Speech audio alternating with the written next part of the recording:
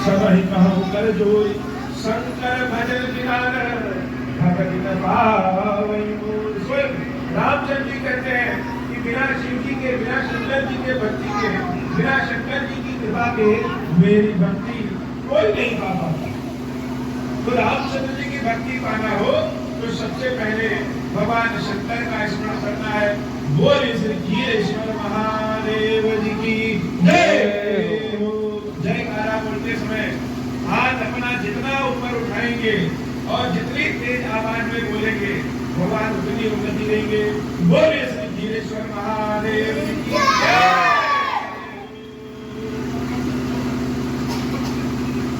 बच्चे सारे खाना खा के आए, तेज आवाज बोलो। जिस कथा प्रवचन में बच्चे आ जाए समझ लेना चाहिए कि देवता सबसे पहले आ गए। बच्चे ही भगवान के रूप होते हैं और बच्चे ही हमारे भविष्य होते हैं। तो बच्चों को कथा सुनाना बहुत जरूरी है। रामचंद्र जी की कथा सारे लोग जानते हैं, चाहे बच्चे हो या बुजुर्ग हो, ऐसा कोई नहीं है जो श्री रामचंद्र जी की कथा नहीं जानता। लेकिन फिर भी रामचंद्र जी की कथा इतनी रसमयी है कि बार बार सुनते, बार बार कहते भी मन भरता नहीं है। तो एक बार की बात है, ऐसे ही ठंडी का महीना था, माघ का महीना था, प्रयागराज में संगम स्नान के लिए सारे ऋषि महर्षि सब जुटे। सब लोग संगम स्नान करने के लिए गए। सब लोग जब गए तो वहां एक से बढ़कर एक ज्ञानी ज्ञानी ऋषि महर्षि सब आते थे। तो वहीं पे एक ऋषि भरद्वाज जी का आश्रम था और भरद्वाज जी त्रिवेणी पर बैठे थे स्नान करके। एक ऋषि याज्ञवल्क्य जो कि बहुत ज्ञानी ऋषि थे, उनकी राह देख रहे थे। याज्ञवल्क्य ऋषि जैसे ही आए और त्रिवेणी में स्नान करके बाहर निकले तो भरद्वाज ऋषि ने उनके चरण को पकड़ लिया कि हे प्रभु, मेरा आश्रम यही बगल में है और मेरे आश्रम चलिए। तो भरद्वाज ऋषि याज्ञवल्क्य जी को अपने आश्रम ले गए, उनकी चरण वंदना किया और उनसे कहा कि हे नाथ, मेरे मन में एक बहुत भारी संशय है। नाथ एक संशय बड़ मोरे, करगत वेद तत्व सब तोले। और आपको सारी जानकारी, मेरे मन में शंका है, मेरे मन में प्रश्न है और मेरे प्रश्न का उत्तर केवल आप दे सकते हैं। क्यों? क्योंकि करगत वेद तत्व सब तोले। जब हम किसी विद्वान व्यक्ति से कोई प्रश्न का उत्तर जानना चाहते हैं तो उनके चरणों को पकड़ करके पूछते हैं, उनसे उत्तर जरूर मिल जाता है। अभी भी जितने भी विद्वान ऋषि महर्षि हो, जो ज्ञानी हो, उनको प्रणाम करके अपनी बातों को पूछ लेना चाहिए। तो नाथ, मेरे मन में एक बहुत भारी शंका। याज्ञवल्क्य जी ने कहा, कौन सी शंका? तो हे नाथ, शंका ऐसी है कि जो कहने और सुनने में भी हमको बड़ा लाज लग रही है। लोग कहेंगे कितना बड़ा आश्रम भरद्वाज का है, ऋषि है, और इतनी छोटी सी शंका उसके मन में है। तो शंका क्या है? शंका यह है कि हे प्रभु, जहाँ जाते हैं, जहाँ सुनते हैं, वही राम राम सुनते हैं। राम नाम का अमित प्रभाव वेद में, पुराण में, आपके मुंह से स्वयं शंकर जी भी राम राम राम राम चारों ओर राम राम कहते हैं। जहाँ देखो वही राम राम। तो ये राम है कौन? कौन है राम? क्या वही राम है जो दशरथ जी के पुत्र है? राम कवन तुम पूछो तो ही कहाई निहाई कृपा निधि मोई। है कौन राम? इसलिए यह बताइए कि एक राम अवधेश तुम्हारा, एक राम जी दशरथ जी के पुत्र थे, जिन करत चरित्र विदित संसारा, जिनके बारे में सारा संसार यह जानता है कि उनकी पत्नी का हरण रावण कर ले गया था और उन्होंने क्रोध में आकर के भय रोशन रावण मारा। क्रोध में आकर के रावण का वध कर दिया। इतने पराक्रमी थे। वह राम प्रभु सोई राम की अपर को, वह राम वही राम है जिनको शंकर जी भजते हैं, या शंकर जी वाले राम दूसरे हैं और दशरथ जी वाले राम दूसरे हैं। तो हम जानना चाहते हैं कि वह राम है कौन? यह मन में शंका है और पूछते भी आपसे हमको बहुत लाज लग रही है यादव जी बहुत प्रसन्न हुए और भरद्वाज से कहे सुमति अनुहारी अब तुम संतु संवाद। हे भरद्वाज, मैं अपनी बुद्धि के अनुसार भगवान शंकर और माता पार्वती के बीच हुए जो संवाद थे उसकी कथा कहता हूँ। जो प्रश्न तुमने किया है वही प्रश्न देवी पार्वती ने शिव जी से पूछा था कि हे प्रभु, राम है कौन। उनके बीच का जो संवाद है वह संवाद बताते हैं और जिसके हृदय में यह डाल लेना चाहिए। जब कभी भी एक प्रकार जैसे कोई बादाम खाने को दे दे, दूध पीने को दे दे, तो आप मन से कीजिए, बिना मन से कीजिए, वह फायदा करे। उसी तरह से एक प्रकार खड़े होकर के बैठ करके जबरदस्ती अगर कोई राम नाम कान में भेज रहा है, राम कथा सुना रहा है, तो यह जान लीजिए कि निश्चित रूप से देवता आपके पसंद है। जब भगवान कृपा करते हैं तब राम कथा सुनने को मिलती है। जब भगवान कृपा करते हैं तब यह मन में विचार आता है कि राम नाम लेना चाहिए। तो ऐसे ही संवाद हुआ था। जो संवाद शिव जी और पार्वती जी के बीच हुआ था उसकी कथा कहते हैं। तो शंकर जी जिसका नाम ले, शंकर जी जिसका नाम भजते हैं वही सत्य। सत्यम शिवम सुंदरम, सत्य ही शिव है और शिव ही सुंदर है। तो भगवान शंकर का नाम जिसके मुख से निकल रहा है वह राम या दशरथ जी के राम दोनों अलग है कि एक ही है।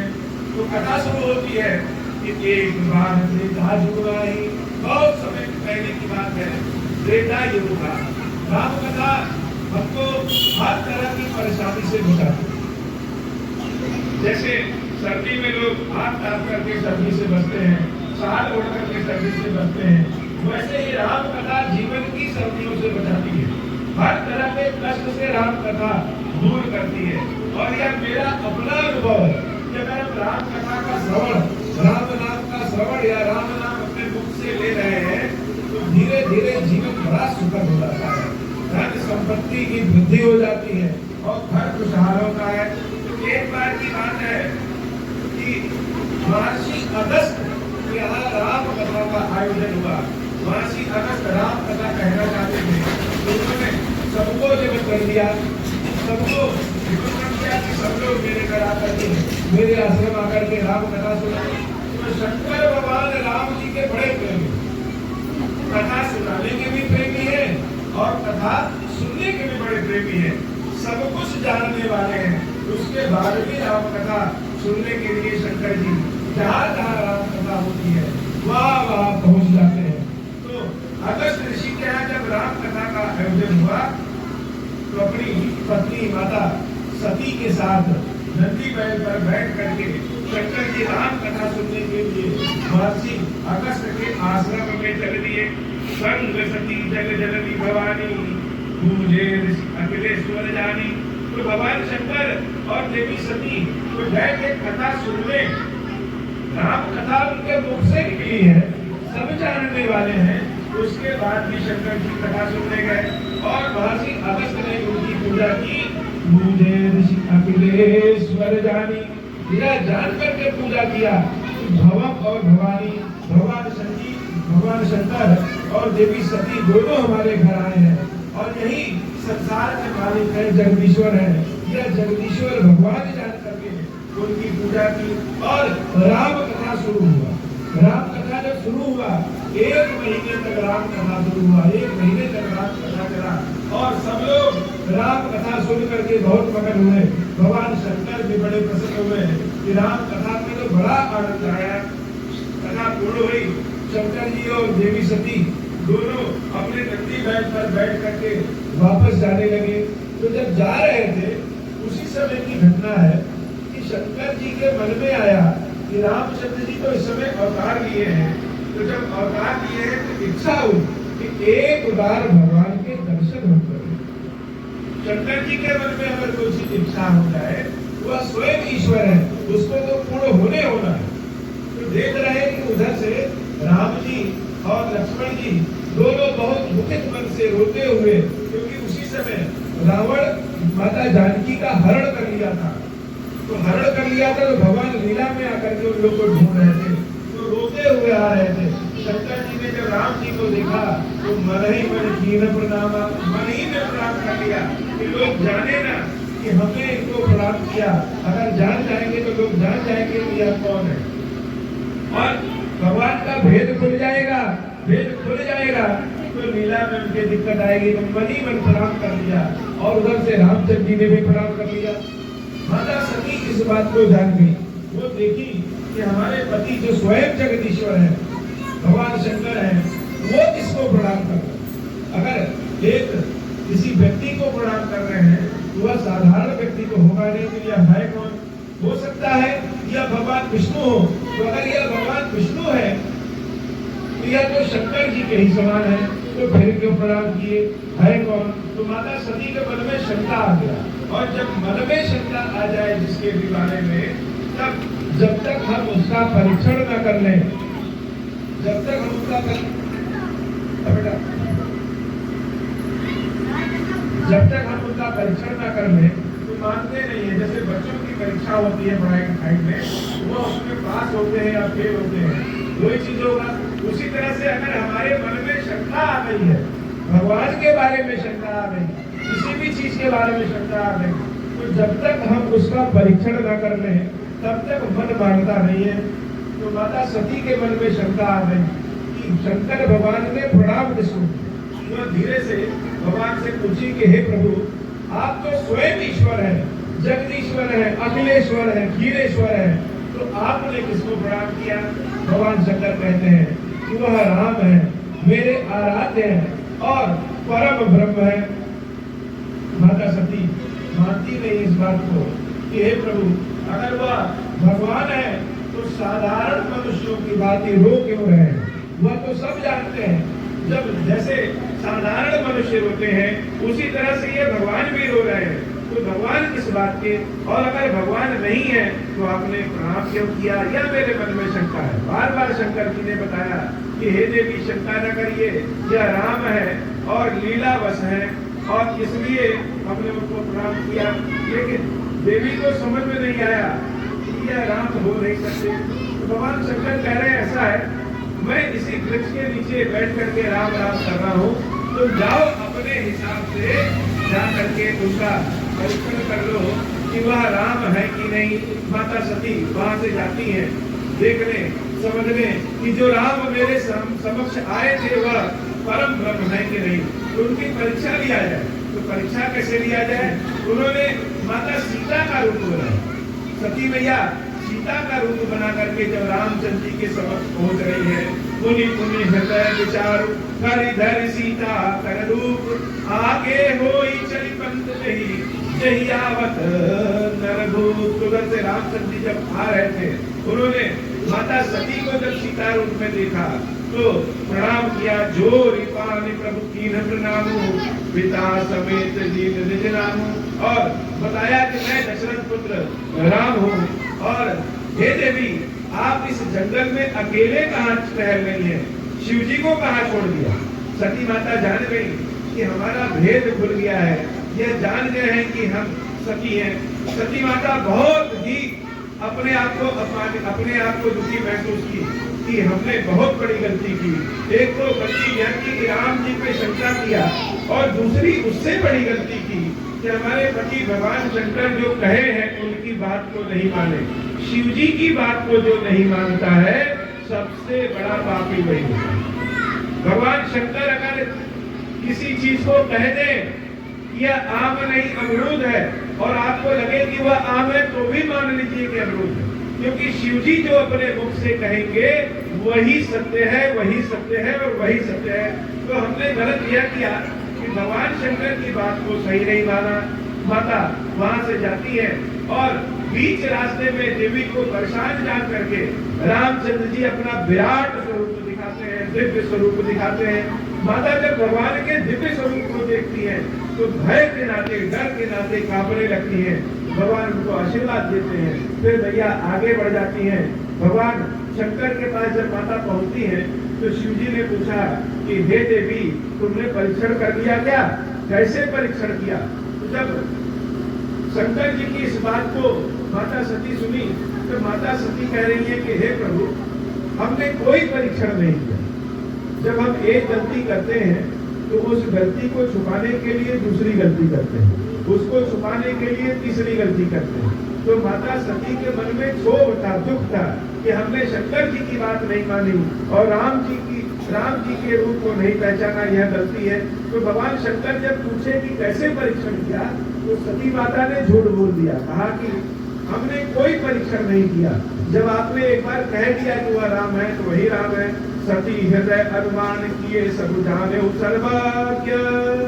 लेकिन शंकर जी तो सब जानते हैं, ध्यान में बैठे और जान गए कि सती ने सीता का रूप धारण करके रामचंद्र जी का परीक्षण किया।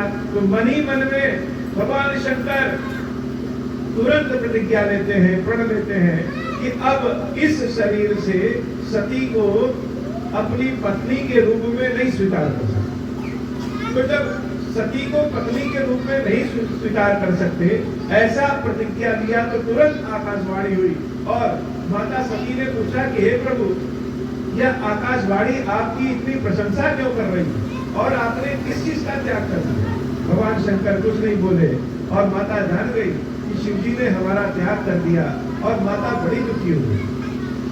दोनों लोग अपने घर कैलाश आए और भगवान शंकर जब बहुत प्रसन्न होते हैं तो रामचंद्र जी के ध्यान में हो जाते हैं, और वो जब बहुत दुखी हो जाते हैं तो रामचंद्र जी के ध्यान में आ जाते हैं।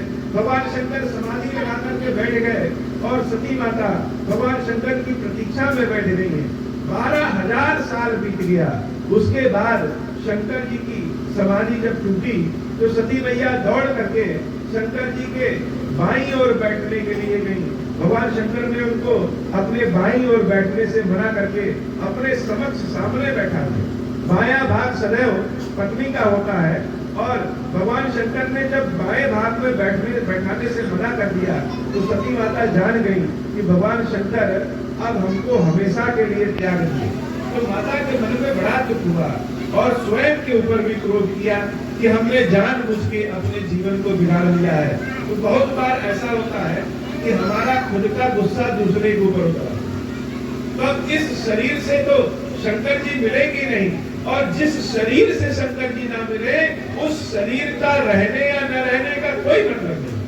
तो अपने शरीर को समाप्त कैसे करें? उसी समय की बात है कि माता सती के पिताजी महाराज दक्ष के यहाँ एक यज्ञ का आयोजन होता है और महाराज दक्ष उस यज्ञ में सबको बुलाते हैं, लेकिन अपने दामाद भगवान शंकर और सती देवी को नहीं बुलाते हैं, क्योंकि भगवान शंकर से वह बहुत प्रिय थे। तो सारे देवी देवता अपने अपने विमान को सजा करके, गाड़ी घोड़ा को सजा करके जब दक्ष के यहाँ जा रहे थे तो सती माता आसमान में देख रही कितने जहाज उड़ रहे हैं, कहाँ जा रहे हैं। भगवान शंकर से पूछी, भगवान शंकर कहे हे देवी, आपके पिता के यहाँ यज्ञ हो रहा है, उसी में सब लोग जा रहे हैं। तो माता सती कहती है कि हमें भी जाना है। शिव जी कहते हैं आपको और हमको निमंत्रण नहीं दिया गया है, और जहाँ निमंत्रण न पहुँचे वहाँ वह स्थान अगर स्वर्ग भी हो, सोने की भी बारिश हो रही हो, फिर भी उस स्थान पे नहीं जाना चाहिए। माता सती मानती नहीं है और भगवान शंकर से जिद करके वहां से वह अपने पिता के यहाँ चली जाती है।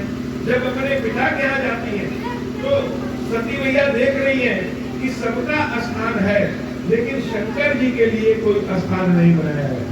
तो पति पत्नी में चाहे कितना भी झगड़ा हो, लेकिन अगर बाहर का कोई व्यक्ति पति का अपमान कर रहा है तो पत्नी स्वयं उस समय दुर्गा बन जाती है।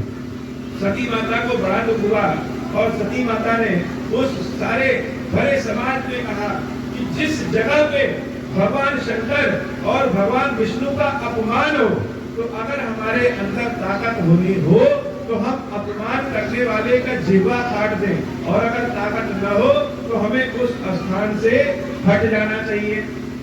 सती मैया ऐसा कह करके बारंबार भगवान विष्णु से प्रार्थना करती है कि हे भगवान विष्णु, अगर मैंने एक क्षण के लिए भी अपने पति को भगवान माना है, मन से क्रम से भजन से उनकी सेवा पूजा की है, तो हर जन्म में मेरे पति भगवान शंकर ही हो, ऐसा कह करके उस अग्नि में कूद जाती है और अपने शरीर का त्याग कर देती है। शरीर का त्याग कर देती है तो चारों ओर हाहाकार मच जाता है। जब हाहाकार मच जाता है तो भगवान शंकर के गण उनके लिए कुछ भी असंभव नहीं। जिसके ऊपर शिव जी कृपा कर देंगे उसके लिए संसार में कुछ भी असंभव नहीं होता है। वो शंकर जी के गण वीरभद्र जी पूरे यज्ञ को ही ध्वस्त कर देते हैं। भगवान शंकर जब देवी सती के इस स्थिति को देखते हैं तो बड़े क्रोधित होते हैं, लेकिन दुख उनका क्रोध में भारी हो जाता है और देवी सती के शरीर को लेकर के वो बहुत ही दुखी होकर के विचलित करने लगते हैं। चारों ओर तीनों लोकों में अपनी पत्नी देवी सती का शरीर लेकर के चारों ओर विचरण करते हैं। भगवान विष्णु ने एक सुदर्शन चक्र चलाया और देवी सती के शरीर के 52 टुकड़े किए। वह 52 जगह पे जहां जहां देवी का शरीर गिरा वहां वहां आज देवी का शक्तिपीठ स्थापित है और वहां वहां शिव जी भी स्थापित है, जागृत स्थान है। धीरे धीरे समय बीता और माता हिमालय की पुत्री पार्वती के रूप में जन्म लेती है। जब पार्वती जी के रूप में जन्म लेती है तब शंकर जी को पाने के लिए वो घोर तपस्या करती है। घोर तपस्या जब करती है तब शंकर जी मानते हैं और शिव जी से उनका विवाह होता है।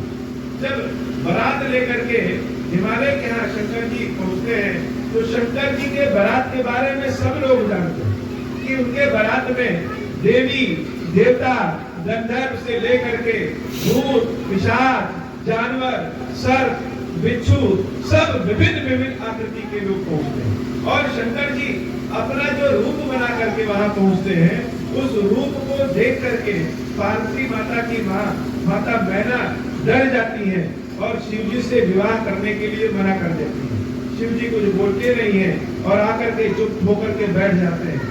पार्वती मैया शंकर जी से प्रार्थना करती है कि यह अपना रूप इस तरह का डरावना रूप त्यागिए और जिस स्वरूप में आप जिस सुंदर स्वरूप के लिए जाने जाते हैं उस रूप में आइए। भगवान शंकर अपने सुंदर स्वरूप चंद्रशेखर स्वरूप में आते हैं। बोलिए चंद्रशेखर भगवान की जय हो। और सती में पार्वती माता की माता मैना देवी अपने द्वारा किए गए व्यवहार को क्षमा मांगने के लिए भगवान शंकर को खीर खिलाती है। वह खीर खा करके शंकर जी बड़े प्रसन्न होते हैं और भगवान शंकर का रूप ही खीरेश्वर महादेव कहलाया।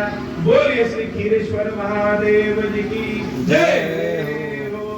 माता पार्वती शंकर जी से विवाह करके कैलाश आती है और उनके कैलाश आने की खुशी में हम सभी लोग पृथ्वी पे होली का त्योहार मनाते हैं। सारे लोग प्रसन्न होते हैं और जब सारे लोग प्रसन्न होते हैं तो एक बार की बात है कि शंकर जी विवाह करके एक वट वृक्ष के नीचे बहुत ही सुंदर स्वरूप में बैठे हुए थे। पार्वती मैया शिव जी को दूर से देखती है। जब देखती है कितना सुंदर स्वरूप है, जटा मुकुट अपनी जटाओं का मुकुट बना हुआ है, सुर सरित उनकी जटाओं से गंगा जी बह रही है, लोचन नलिन विशाल नेत्र उनके बड़े सुंदर हैं, बहुत ही गौर वर्ण के हैं, नीलकंठ उनका कंठ नीला है, लावण्य निधि लवणता इतनी सुंदर है, इतने मनमोहक भगवान लग रहे हैं शंकर जी कि उतना सुंदर संसार में कुछ है ही नहीं है। सोह बाल पितुभाल माथे पे चंद्रमा चमक रहा है। तो माता पार्वती जब शिव जी के स्वरूप को देखती है कि शिव जी आज बड़े प्रसन्न हैं, बहुत अच्छे भी लग रहे हैं, तो शिव जी को छुप करके देखती है कि सामने पहुंचेंगे तो हो सकता है न देख पाए, तो छुप करके भगवान के पहले रूप को देख ले। जब रूप को देखती है उसी समय शंकर जी की समाधि टूटती है और मुस्कुराते हुए राम राम राम का उच्चारण करते हैं। पार्वती मैया जान जाती है कि आज शंकर जी बड़े प्रसन्न हैं। तो हम तो अगर किसी से कुछ मांगना होता है तो हम सबसे पहले उनके मूड को देखते हैं कि आज प्रसन्नता है कि नहीं। कभी कभी जैसे अपने पिता से या माता से कुछ बच्चों को मांगना होता है तो पहले वो देख लेते हैं कि यह प्रसन्न है कि नहीं। अगर प्रसन्नता है तो मांगेंगे उसमें मिल जाएगा।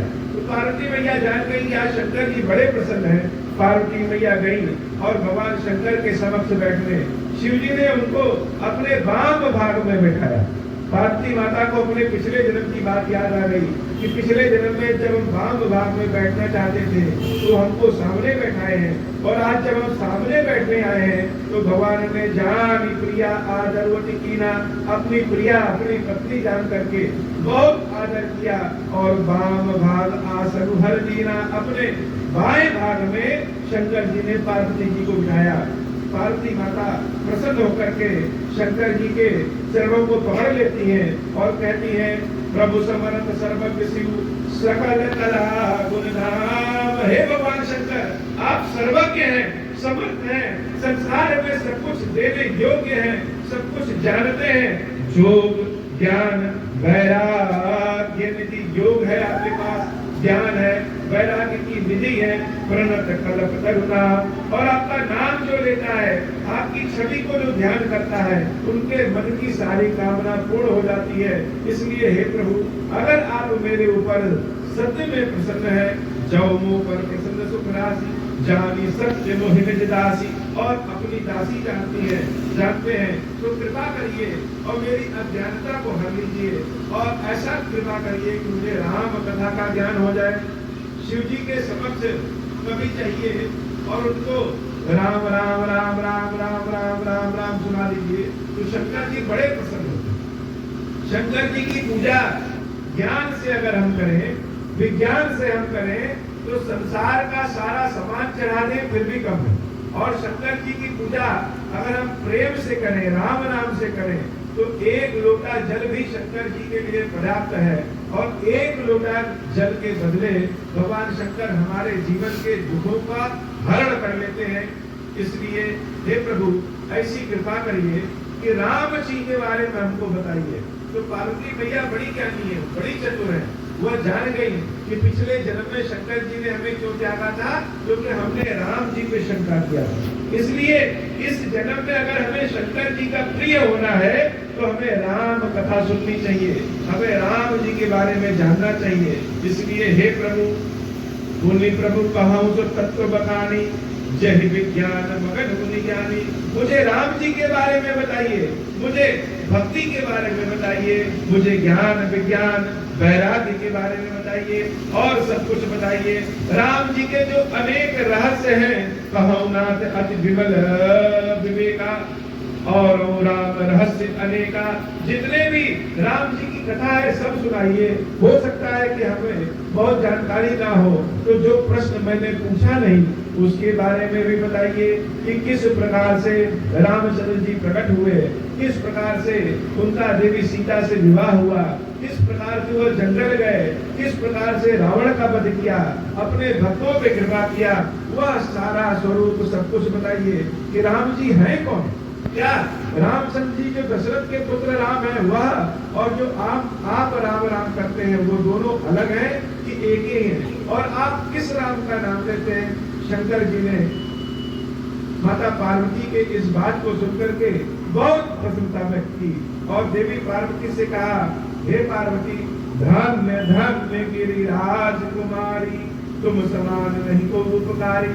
तुम्हारे समान कोई संसार में धन्य नहीं है, और राम कथा जो सुनने की इच्छा प्रकट करता है उसके समान कोई धन्य नहीं है। तो राम जी की कथा शिव जी ने शुरू किया, और शुरू करने के पहले ही बता दिया कि मंगल भवना मंगलहारी, द्रवहु तो दशरथ अजिर बिहारी, कि जो रामचंद्र जी का नाम मंगल करता है, अमंगल का नाश करता है। जिस राम को हम भजते हैं वही राम द्रवहु सो दशरथ अजिर बिहारी, दशरथ जी के आंगन में बाल रूप में खेल रहे हैं वही राम।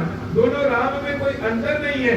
और राम कथा की शुरुआत की, तो राम कथा के शुरुआत में शिव जी ने बताया कि राम जी का जन्म क्यों होता है। हे देवी, अनेक कथाएं हैं रामचंद्र जी के जन्म के लिए, हरि अनंत हरि कथा अनंता। सारे लोग ऋषि मुनियों ने अनेक कथाओं को बताया है, और कोई भी कथा गलत नहीं है, सारी कथा अनंत और सही है। एक दो कथा हम आपको बताते हैं कि रामचंद्र जी ने अवतार क्यों लिया। तो बात उस समय की है जब महाराज मनु और देवी शत्रुपा राज्य कर रहे थे। तो एक समय महाराज मनु के मन में आया कि हमारी अवस्था तो बुढ़ापे की आ गई है, लेकिन हम कभी भगवान की पूजा नहीं किए, कभी भगवान के बारे में कोई काम नहीं किए। आज करेंगे, कल करेंगे। हम लोग भी सोचते हैं कि सत्यनारायण भगवान की कथा सुननी है तो आज सुनेंगे, कल सुनेंगे, राम कथा सुननी है तो आज सुनेंगे, कल सुनेंगे। सोचते सोचते जीवन बीत जाता है और भगवान के चरणों की सेवा नहीं कर पाते हैं। कहीं काम करने जाना है, कहीं खेती करने जाना है, कहीं स्कूल जाना है, किसी को बाजार जाना है, पूरे 24 घंटे में शायद हम 5 मिनट भी प्रभु के लिए निकाल सके, हो नहीं पाता है। और धीरे धीरे जीवन बीत जाता है, और जब जीवन बीतने लगता है तो अंत समय में हमको याद आता है कि हमने तो कुछ किया नहीं। तो महाराज मनु के मन में आया कि हमने तो कभी कुछ किया ही नहीं। तो अपना राजपाट महारानी शत्रुपा के साथ छोड़ करके मनु जी महाराज जंगल में चले जाते हैं भगवान की तपस्या करने, और भगवान की घनघोर तपस्या करते हैं। जब बहुत तपस्या करते हैं तो सारे देवी देवता विचलित हो जाते हैं कि आखिर मनु और शत्रुपा भगवान की तपस्या कर क्यों रहे हैं, चाहिए क्या इनको। शंकर जी मनु महाराज के पास पहुंचते हैं और पूछते हैं कि आप तपस्या क्यों कर रहे हैं। मनु महाराज कहते हैं कि हे प्रभु, भगवान के दर्शन करना चाहते हैं। शंकर जी कहते हैं किस भगवान के दर्शन करना चाहते हैं, किस रूप का दर्शन करना चाहते हैं। शिव जी कहते हैं, मनु महाराज कहते हैं कि हे भगवान शंकर, हम भगवान के उस रूप का दर्शन करना चाहते हैं जो रूप आपके हृदय में विराजता है। शंकर जी ने आशीर्वाद दिया कि आप तपस्या करिए, ईश्वर भगवान राम निश्चित रूप से आपको दर्शन देंगे। समय बीतता है और एक दिन भगवान अपनी शक्ति जानकी के साथ स्वयं रामचंद्र जी महाराज मनु और देवी शत्रुपा को दर्शन देने के लिए प्रकट हो जाते हैं। और जब प्रकट होकर के महाराज मनु से कहते हैं कि हे मनु, मैं बहुत प्रसन्न हूँ, वरदान मांगो, क्या चाहिए। मनु महाराज सोचते हैं कि हम आज तक तो सोचे ही नहीं कि भगवान अगर प्रकट होंगे तो वरदान क्या मांगो। हम सब भी सोचते रहते हैं कि भगवान से यह मनोकामना करें, लेकिन अगर ईश्वर अभी प्रकट हो जाए, शंकर जी त्रिशूल लेकर के प्रकट हो जाए डमरू बजाते और कहें मांगो, तो आप समझ नहीं पाएंगे कि भगवान से मांगे तो क्या मांगे। धन मांगे, संपत्ति मांगे तो एक दिन धन संपत्ति समाप्त हो जाती है। बुद्धि मांगे तो भी बहुत दिन तक नहीं रहेगी। ऐसी चीज मांगे, भगवान आए और भगवान से ऐसी चीज मांगे जो कभी समाप्त ना हो, उन्हीं की तरह अक्षुण बनी रहे। महाराज मनु सोचे कि ऐसा करते हैं कि क्यों ना भगवान को ही मांग लेते कि हे प्रभु, आप प्रकट हुए हो इतने तपस्या के बाद, तो अब मेरे ही पास रहो। तो भगवान को कैसे मांगे। उन्होंने कहा कि हे नाथ, अगर आप मेरे ऊपर बहुत प्रसन्न हैं तो हमको मांगते हुए संकोच लग रही है, लेकिन आपको देते हुए बहुत थोड़ा सा लगेगा। अपने समान एक पुत्र दे दीजिए। भगवान ने कहा कि अपने समान पुत्र कहां से देंगे, इसलिए हे महाराज मनु, हम ही तुम्हारे पुत्र बन करके अगले जन्म में तुम्हारे यहाँ प्रकट होंगे। महाराज मनु बड़े प्रसन्न होते हैं।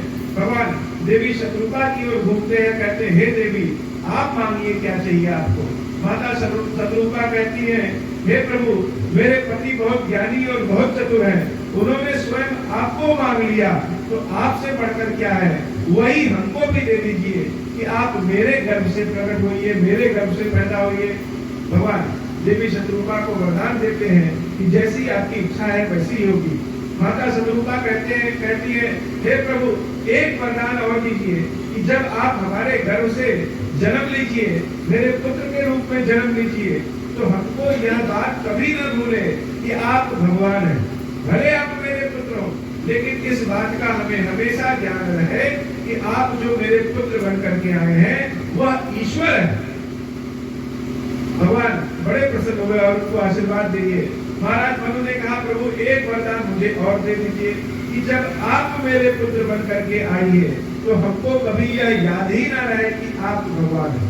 तो महाराज मनु ने कहा कि हमको कभी याद न रहे कि आप भगवान हैं, और माता शत्रुपा ने मांगा कि हमको कभी भूले ना कि आप मेरे पुत्र हैं लेकिन भगवान हैं। भगवान आशीर्वाद दे करके चले जाते हैं।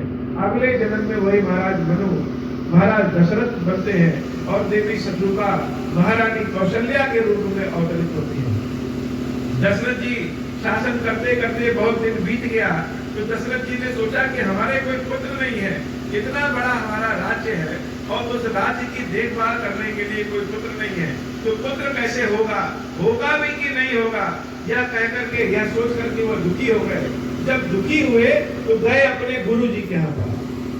अपने जीवन में सबको कोई ना कोई एक गुरु जरूर बनाना चाहिए।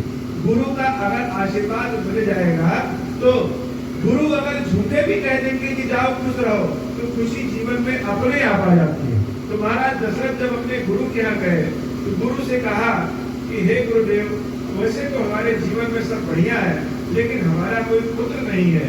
निज दुख सुख सब गुरु ही सुनाया हूँ, कहीं वशिष्ठ बहुत समझाया हूँ। कोई गुरु नहीं है, कोई पुत्र नहीं है, इसलिए कृपा करिए कि हमारा यह दुख कैसे मिटे। महाराज जब यह बात कहते हैं तो गुरुदेव वशिष्ठ ध्यान लगा करके कहते हैं, हे महाराज दशरथ, आप एक पुत्र के लिए परेशान हैं, आपके चार पुत्र, और चारों पुत्र कैसे होंगे? त्रिभुवन विदित भगत भयहारी, तीनों लोगों में जानने वाले, प्रसिद्धि प्राप्त, यश कीर्ति वाले, अपने भक्तों के भय को दूर करने वाले आपके चार पुत्र होंगे। महाराज दशरथ बड़े प्रसन्न होते हैं और अयोध्या लौट आते हैं। कुछ समय के बाद वशिष्ठ जी महाराज दशरथ से पुत्र प्राप्ति के लिए एक यज्ञ कराते हैं। उस यज्ञ का नाम है पुत्र कामेष्टि यज्ञ। पुत्र की कामना के लिए जो यज्ञ किया जाए वही पुत्र कामेष्टि यज्ञ है।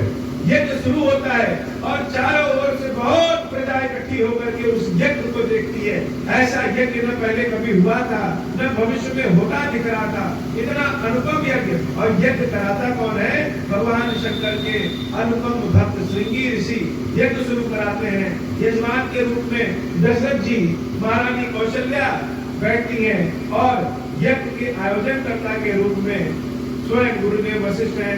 यज्ञ शुरू हुआ, स्वाहा स्वाहा स्वाहा करके उस यज्ञ कुंड में आहुति डाली गई और यज्ञ करीब 15 दिन तक चला। जब यज्ञ चला, लोग भीड़ उनकी बढ़ती गई, तब तक लोग देख रहे हैं कि उस यज्ञ कुंड से एक बहुत ही दिव्य देवता प्रकट होते हैं अपनी शक्ति के साथ। वह देवता देखने में इतने सुंदर है कि आदमी की आंखें फटी की फटी रह जाए। यह अचानक कैसे हो गया? यज्ञ कुंड में जब अग्नि प्रज्वलित हो रही है और उसमें एक देवता प्रकट हो गए, उस देवता के हाथ में एक कलश होता है। वह कलश क्या है? क से महाकाली, ल से महालक्ष्मी और श से महाशारदा। वह कलश लेकर के प्रकट होते हैं। हम सबके घर में नवरात्र आदि में कलश की स्थापना की जाती है। तो कलश का मतलब ही होता है कि जहाँ तीनों देवियां एक साथ हो, महाकाली, महालक्ष्मी, महाशारदा। कलश कोई एक पात्र नहीं है, स्वयं देवी का रहने का स्थान है। तो उस यज्ञ कुंड से जो भगवान प्रकट होते हैं, उस कलश को लेकर के उनके साथ उनकी पत्नी शक्ति भी रहती है। वह भगवान जो प्रकट होते हैं वह है कौन? तो अग्निदेव ही शरीर रूप में प्रकट होते हैं और वह शिव जी के रूप होते हैं। अग्निदेव के उसी रूप को हम लोग आज खीरेश्वर महादेव के नाम से जानते हैं। बोलिए श्री खीरेश्वर महादेव जी की जय हो। अग्नि हम सबके घर में, हम भोजन बनाते हैं तो अग्नि पे, हम दीपक जलाते हैं तो अग्नि, सूरज से जो प्रकाश निकलता है वो अग्नि के स्वरूप में है। इस संसार में अग्नि न हो तो हम लोग का जीवन न हो। इंसान और जानवर में एक मूलभूत अंतर यह होता है कि हम लोगों को अग्नि का ज्ञान है, लेकिन जानवरों को अग्नि का ज्ञान नहीं है। हम लोग अग्नि में पका हुआ भोजन करते हैं और जानवर कच्चा भोजन करते हैं। तो यह अग्निदेव ही खीरेश्वर महादेव है। भगवान शंकर ही स्वयं अग्नि है और देवी पार्वती ही स्वाहा है। भगवान शंकर जब विष्णु भगवान के रूप में होते हैं तो देवी लक्ष्मी के स्वरूप में होती है। भगवान शंकर जब ब्रह्मा जी के रूप में होते हैं तो देवी शारदा के स्वरूप में होती है।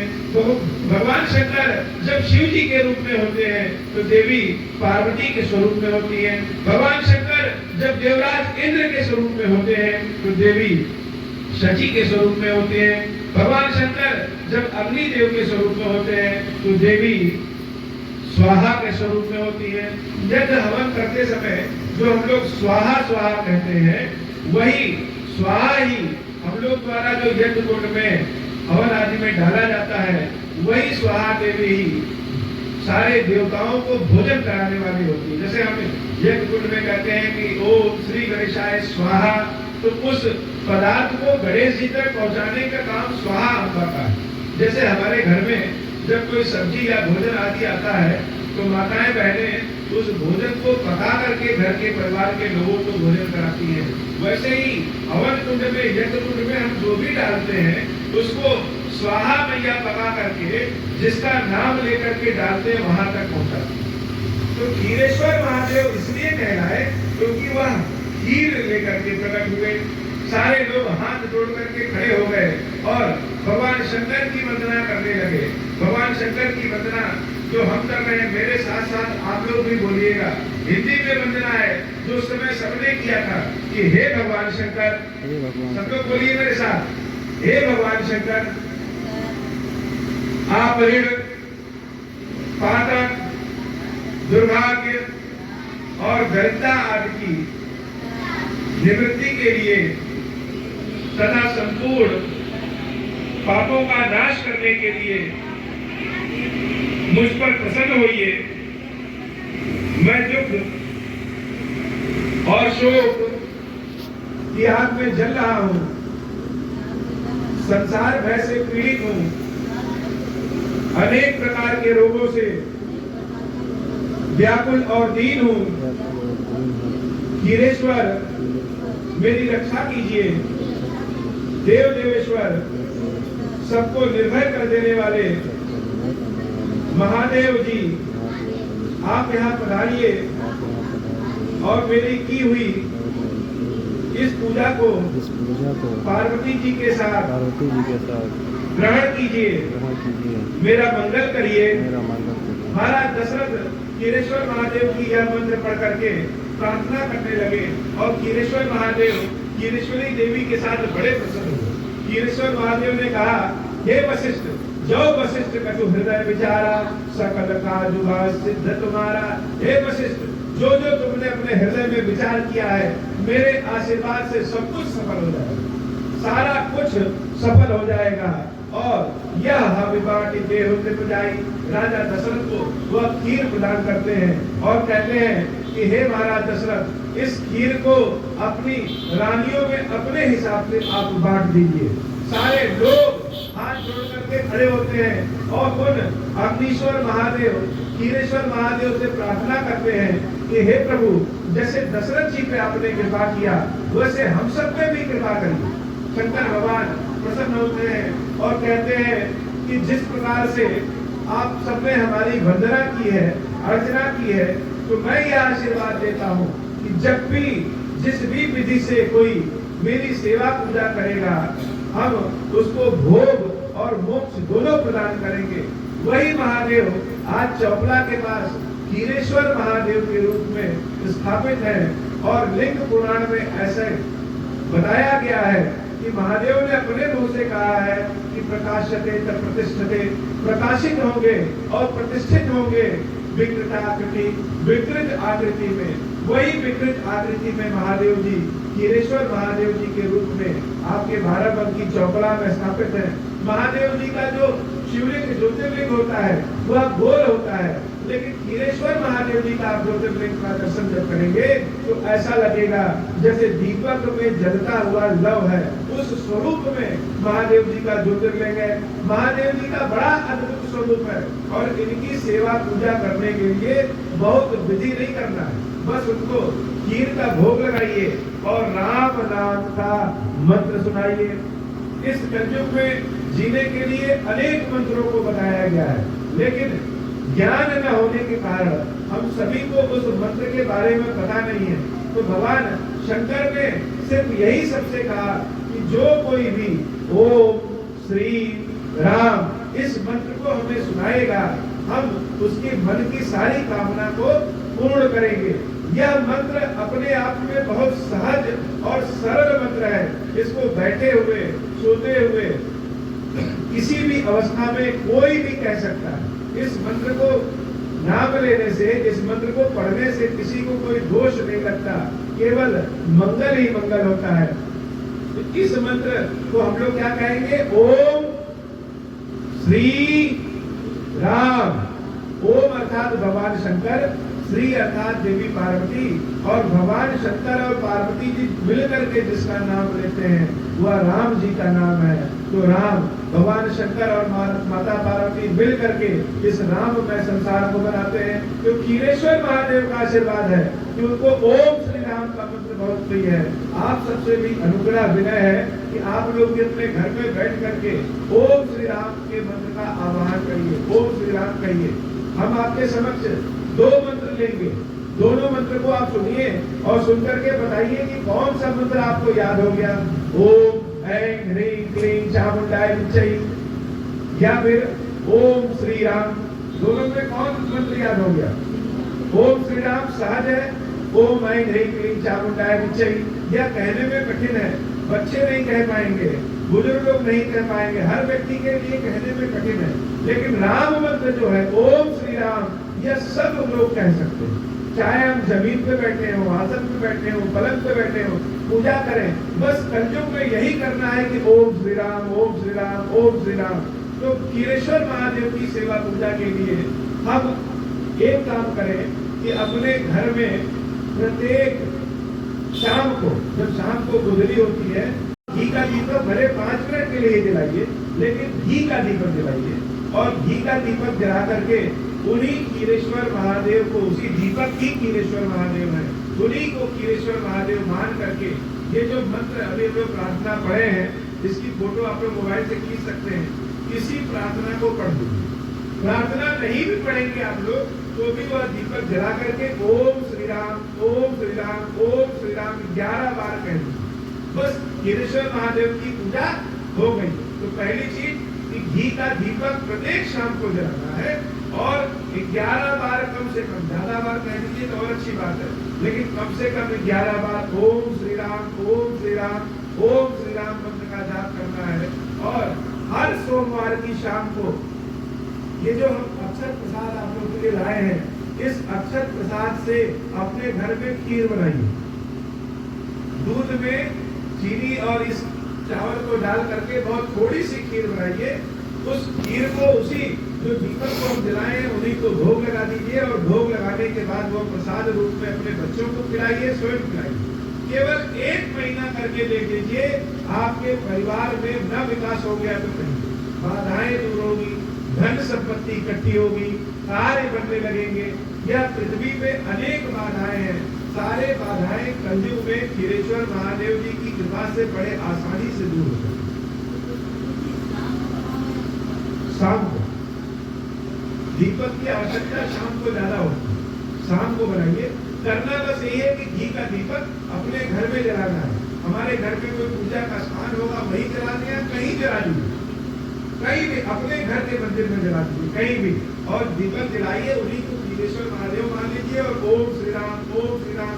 और हर सोमवार को ये जो प्रसाद देंगे इसका खीर बना दीजिए, खीर बना करके भगवान को चढ़ा दीजिए। ये क्षीरेश्वर महादेव का आशीर्वाद है।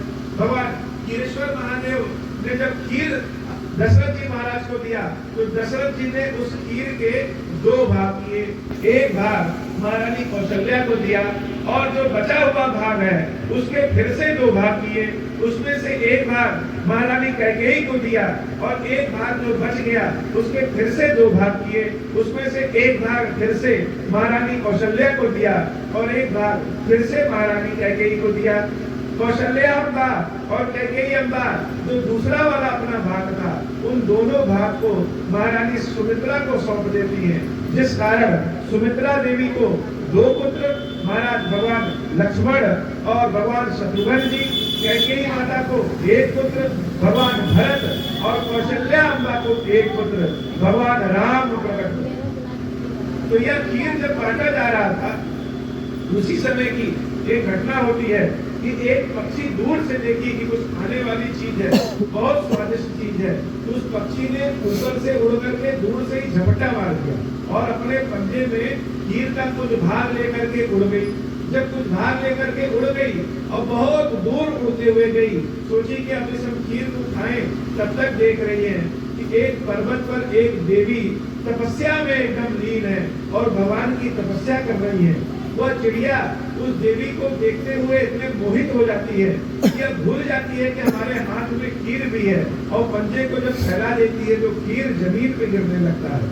जब जमीन पे गिरने लगता है उसी समय पवन देव बहुत तेज चलते हैं, बहुत तेज हवा चलती है और वह खीर उस देवी के कान में घुस जाता है, कान में गिर जाता है।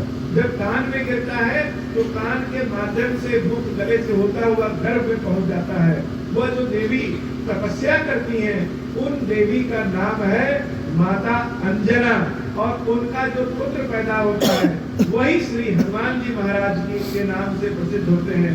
बोलिए श्री हनुमान जी महाराज जी की जय हो। तो जिस खीर से रामचंद्र जी प्रकट हुए हैं उसी खीर से हनुमान जी महाराज भी प्रकट हुए हैं। देवी अंजना के पति का नाम केसरी रहता है, इसलिए हनुमान जी का एक नाम केसरी नंदन है।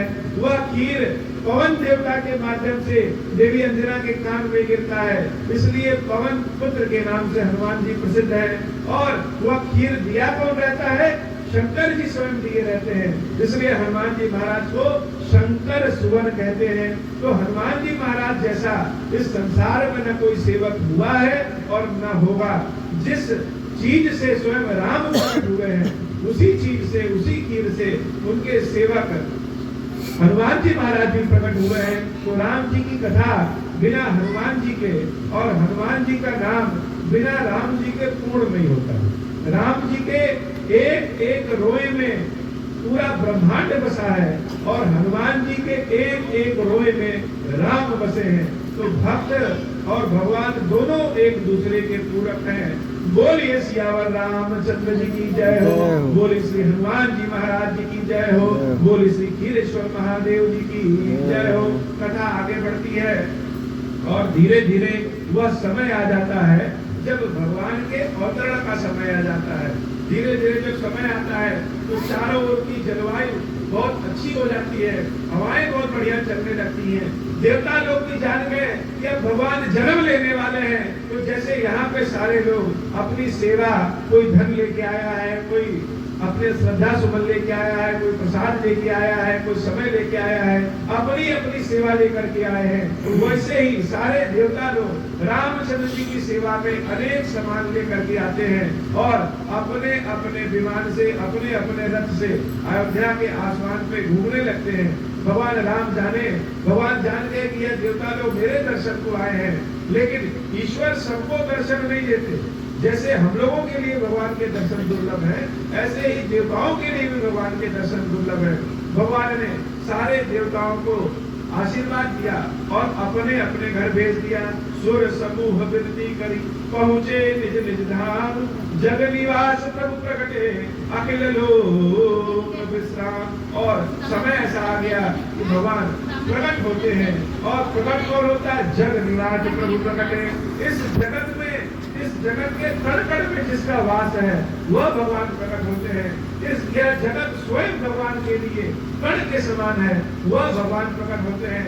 महारानी कौशल्या के कक्ष में भगवान जब प्रकट होते हैं तो महारानी कौशल्या भगवान के इस रूप को जब देखती हैं तो देख देख करके धन्य हो जाती हैं।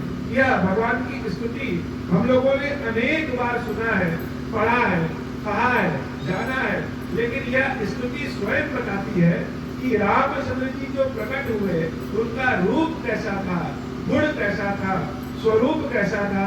भय प्रगट कृपाला, सबने यह स्तुति गाई है। तो भगवान का रूप कैसा है इस स्तुति में लिखा है कि कौन से भगवान प्रकट हुए।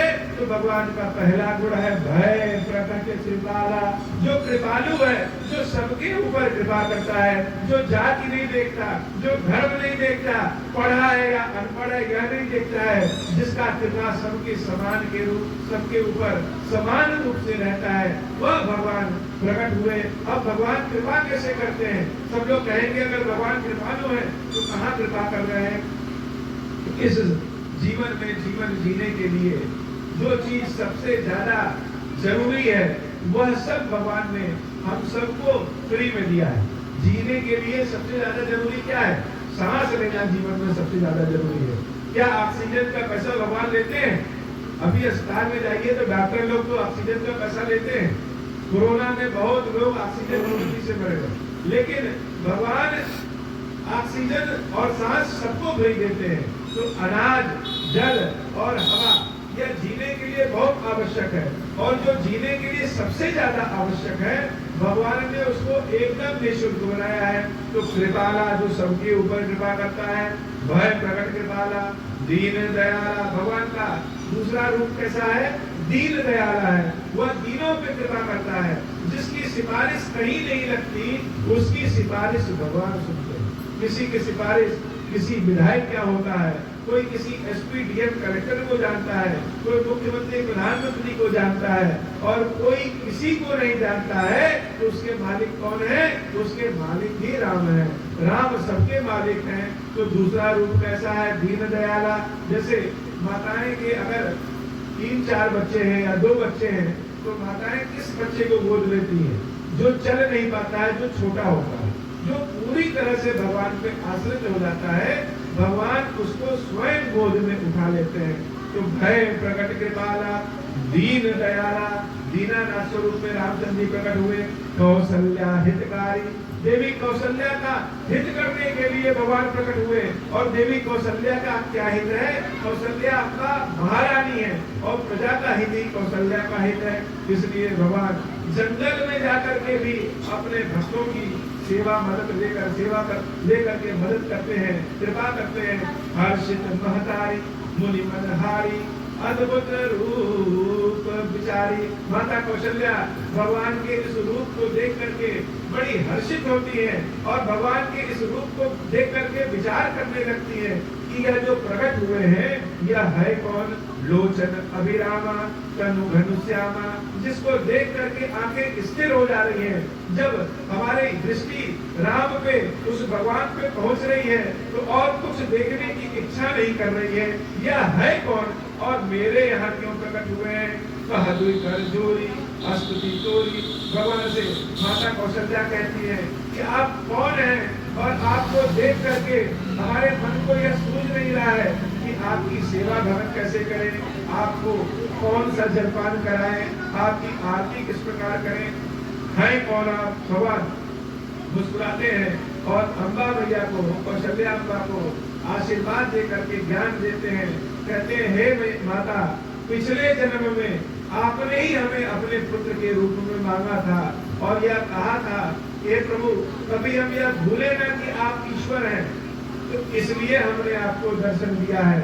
भगवान की इस बात को जब सुनती है मैया, तो बड़ी प्रसन्न होती हैं, और हाथ जोड़ करके कहती हैं कि हे प्रभु, अब अपने शिशु रूप में आइए, इस चतुर्भुज रूप को छोड़िए। कि जय शिशुलीला अति प्रियशीला, यह सुख परम अनुपा। माता के लिए अपने संतान का यह रूप सबसे प्रिय होता है। इस रूप में आइए। भगवान अपनी माता की बात को मानते हैं, और तुरंत सुनी वचन सुजाना, रोदन खाना, वही बात सुरभूपा, तुरंत रोने लगते हैं। जब भगवान रोना शुरू करते हैं, तो चारों ओर जब उनके रोने की आवाज पहुंचती है, तो चारों ओर हर्ष की भावना आ जाती है। लोग जान जाते हैं कि कौशल्या अम्बा को पुत्र हुआ है। यह चरित्र जगा वही, हरिपद पावही, तेन पर ही भर ऊपा। भगवान शंकर कहते हैं, हे देवी, भगवान के इस चरित्र को, इस कथा को जो सुनता है, जो गाता है, उसके जीवन से कष्ट अपने आप दूर होने लगते हैं। विप्र भेद दुसहित लीन मनुज अवतार, निज इच्छा निर्मित तनु माया सुध गोपाल। भगवान का जन्म हो जाता है, चारों ओर लोग बड़े सुखी हो जाते हैं।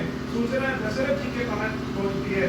दशरथ जी महाराज से लगे किस बात का कितना इंतजार करते हैं, और इस सूचना को सुनकर के तुरंत बेसुध होकर के, कभी कभी जैसे हम बहुत खुशखबरी की कोई बात सुन लेते हैं, तो हमारा गला रुझ जाता है, हम बोल नहीं पाते हैं कि हम कितने प्रसन्न हैं। दशरथ जी महाराज की भी यही स्थिति होती है, और वह सबको आदेश देते हैं कि पूरे अयोध्या में मंगल गीत गाया जाए, उत्सव मनाया जाए। तब तक सूचना आती है कि महारानी कैकेयी ने भी एक पुत्र को जन्म दिया है, और महारानी सुमित्रा ने 2 पुत्रों को जन्म दिया है। तो रामचंद्र जी, लक्ष्मण जी, भरत जी और शत्रुघ्न जी यह प्रकट हो जाते हैं, यह जन्म लेते हैं।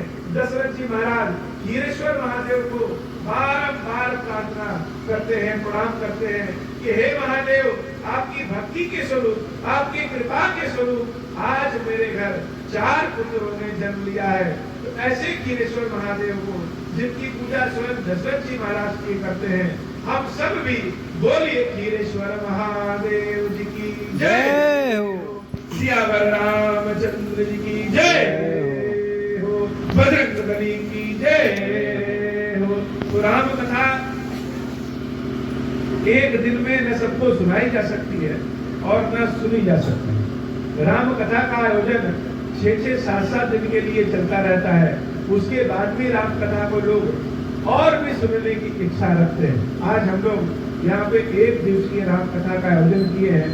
तो राम कथा के संपूर्ण भाग को न सुन करके अगर राम कथा का एक अंश भी हमारे कान में चला जाए, सुन लें, ग्रहण कर लें, तो जीवन धन्य हो जाता है। अब लोग कहेंगे कि एक अंश सुनकर के कैसे जीवन धन्य हो जाता है।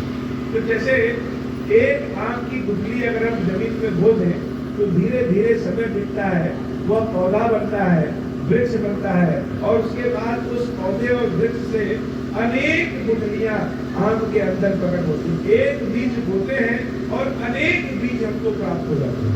हम खाते भी हैं, पक्षी लोग भी खाते हैं और बहुतों का कल्याण होता है। एक पेड़ से बहुतों का कल्याण होता है। तो राम नाम का बीज जब हृदय में बोएंगे तो बोते बोते धीरे धीरे वह जब वृक्ष बन जाएगा तो हमारे समस्त पापों का नाश कर देता है, सारे पापों का नाश कर देता है। रामचंद्र जी बड़े होते हैं और जब बड़े होते हैं तो बाल लीला करने लगते हैं। बाल लीला करते हैं तो एक बार जब वह बाल लीला करते हुए और हाथ में बस 2 अंगुल का फर्क रहता है, वह कौवा बहुत दूर तक उड़ता है, लेकिन जहां जहां उड़ के जाता है रामचंद्र जी की उंगली बस 2 ही अंगुल पीछे रहती है।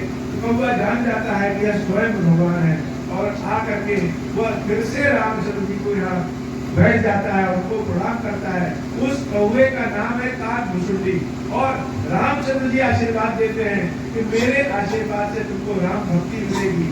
फिर वह कौवा जब चला जाता है तब तक कौशल्या अम्बा आती है और कौशल्या अम्बा को देख करके रामचंद्र जी बहुत नाराज होते हैं कि हे माता, हमको भूख लगी है और आप मेरी आवाज सुन नहीं होगी। तो जैसे हम अपने पुत्र को, अपनी संतान को भोजन कराते हैं और वह संतान भोजन न मिलने पे हमसे ही नाराज हो जाता है, हम माँ बाप के रूप में उसकी नाराजगी का बुरा नहीं मानते, वैसे ही भक्त के जीवन में जब कठिनाई आता, जब भी भक्त के जीवन में कठिनाई आएगा तो वह किससे नाराज होगा, किससे अपने दुख की बात कहेगा, तो वह भगवान से अपने दुख की बात कहता है। और अगर उस समय उसने अपना मुंह टेढ़ा भी कर लिया कि हे भगवान, रोज हम दीपक जलाते हैं लेकिन आप सुन नहीं रहे, अब हम आपको एक ही चक्कर घी डालेंगे, भोग हम कम करेंगे, हम आपको खिलाएंगे या हम आपसे नाराज हो जाएंगे, हम आपसे बोलेंगे नहीं, तो भी भगवान बुरा नहीं मानते हैं। और भगवान के इस प्रेम, भक्त के इस प्रेम को देख करके भगवान बड़े प्रसन्न होते हैं। भगवान राम बड़े होते हैं और जब कुछ और बड़े होते हैं तब उनको विश्वामित्र जी अपने साथ जंगल ले जाते हैं। वहां जाकर के बहुत शिक्षा दीक्षा होती है। फिर दोनों भाई राम और लक्ष्मण महाराज जनक के यहाँ पहुंचते हैं। महाराज जनक के यहाँ माता सीता के जन्म की एक घटना है। महाराज जनक बहुत बड़े शिव जी के भक्त हैं, बहुत बड़े शंकर जी के भक्त हैं, और जब भक्ति करते हैं तो उनके राज्य में एक बार बहुत लंबे समय के लिए अकाल पड़ गया। बहुत कोशिश किए लेकिन न कोई खेती हो, न फसल हो, न पानी हो, सारे लोग परेशान होने लगे, त्राहिमाम मच गया।